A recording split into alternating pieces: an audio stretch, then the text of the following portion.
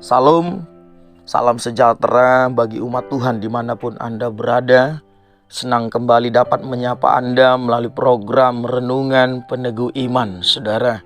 Saya percaya setiap kali kita mendengarkan firman, maka firman itu mengerjakan hal-hal yang baik dalam kehidupan kita. Dan iman timbul dari pendengaran akan firman Kristus.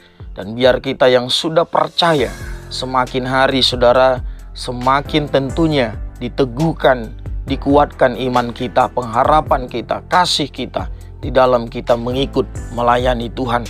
Itulah sebabnya kami dengan semangat, kami dengan komitmen saudara, terus menyuarakan kebenaran firman Tuhan melalui renungan singkat setiap hari saudara. Karena kami percaya bahwasanya benih yang ditabur itu tidak akan pernah sia-sia.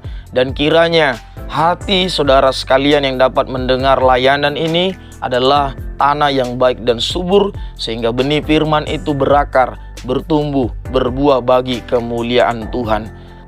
Adapun nas bacaan kita pada hari ini saudara, Markus pasal yang ke-16 ayat yang ke-17 sampai ayat yang ke-20. Dan tema perenungan bagi kita di hari yang ke-136 tahun 2021 ini, jangan salah fokus.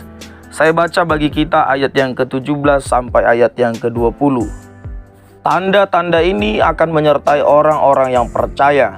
Mereka akan mengusir setan-setan demi namaku. Mereka akan berbicara dalam bahasa-bahasa yang baru bagi mereka. Mereka akan memegang ular, dan sekalipun mereka minum racun maut, mereka tidak akan mendapat celaka. Mereka akan meletakkan tangannya atas orang sakit, dan orang itu akan sembuh. Sesudah Tuhan Yesus berbicara demikian kepada mereka, terangkatlah ia ke sorga, lalu duduk di sebelah kanan Allah.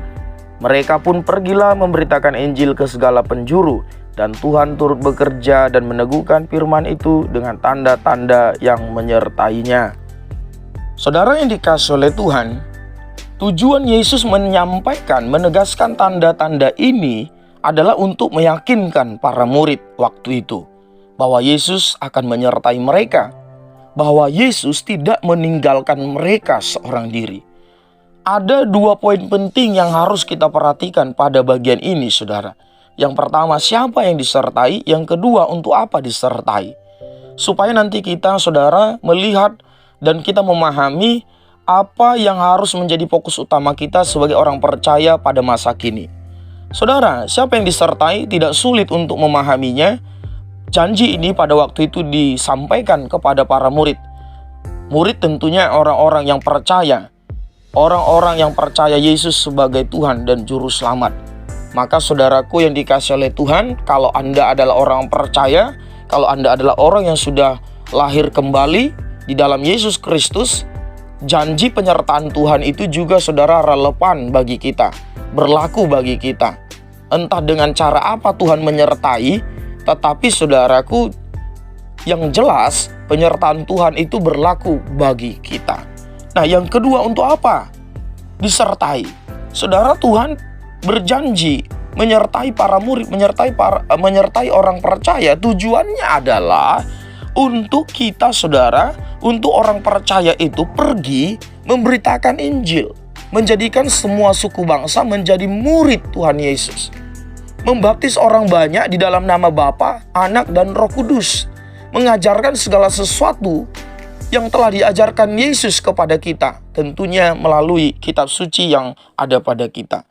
Jadi saudara, fokus yang utama melalui perenungan ini kita diingatkan, fokus yang utama bukanlah mengejar tanda-tanda. Bukan saudara terobsesi dengan mujizat-mujizat yang dijanjikan. Fokus utama kita sebagai orang percaya adalah melakukan amanat agung tersebut. Fokus kita adalah melakukan perintah supaya kita pergi, supaya kita menjadi saksinya Kristus di mana kita berada. Saudara, ditinjau dari waktu di mana kita ada sekarang, saudara, maka kedatangan Kristus kali yang kedua sudah sangat dekat.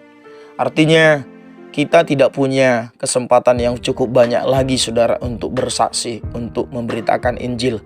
Oleh karena itu, di momen-momen di mana kita mengingat kenaikan Yesus Kristus pada hari-hari ini, Firman Tuhan ini datang untuk mengingatkan kita kembali supaya kita jangan salah fokus, saudara.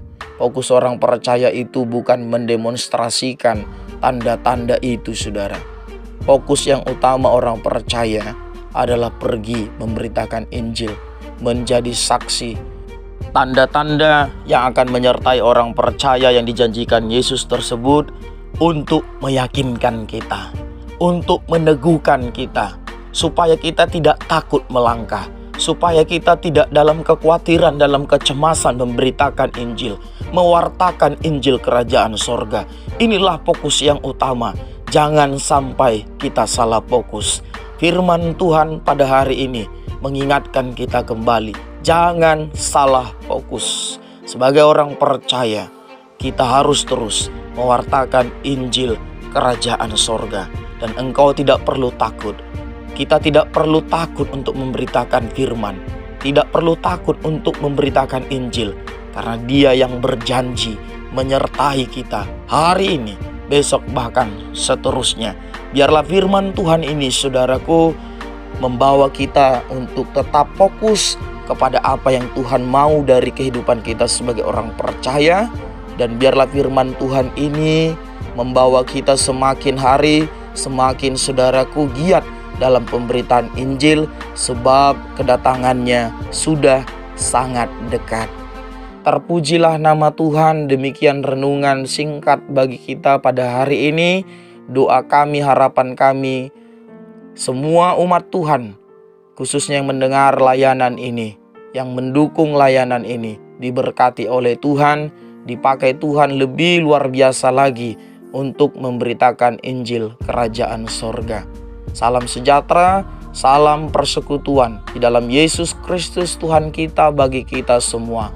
Salam, Tuhan memberkati.